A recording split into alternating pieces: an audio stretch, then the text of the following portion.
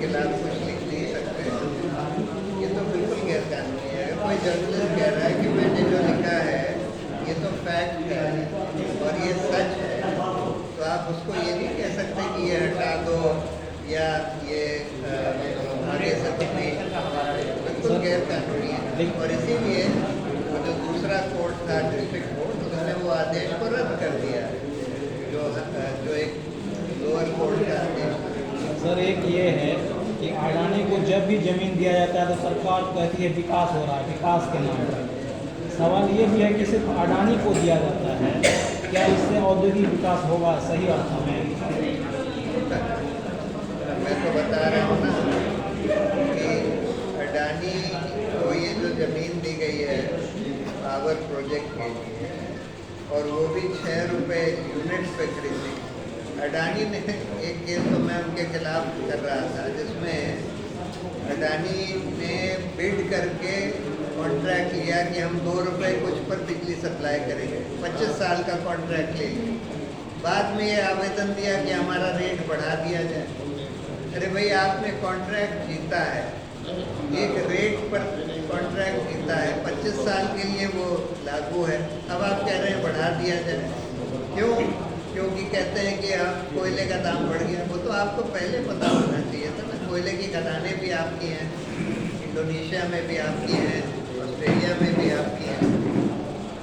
लेकिन हम देख रहे हैं कि भारत सरकार और कई बार न्यायपालिका भी अडानी का जो उनको चाहिए होता है वो दे देती है। ये बहुत दुर्भाग्य की बात है। पब्लिक कहाँ जाए सर, न्यायपालिका में भी न्याय नहीं मिल रहा है। ऐसे केसेस में मेरा 2 सवाल था। एक तो ये जो रिकमेंडेड और नॉट रिकमेंडेड बीएलओ को इतना पावरफुल बना दिया गया है कि एक केस भागलपुर में आया जो अपने ही उसके रिलेटिव थी, लेडी, दोनों टीचर, और उसके खिलाफ उसने वो कर दिया था कि पाकिस्तानी वो सिटीजन है, और उस पर वो छानबीन इतनी चली, बाद में मालूम हुआ कि साहब उसके रिश्तेदार है और उसने बिल्कुल, तो वो उस बीएलओ के खिलाफ लीगली क्या क्या एक्शन हो सकता है। और एक दूसरा उससे सवाल था, जो 1 रुपये में जो दिया है उसको क्या 1 रुपये में गवर्नमेंट दे सकती है?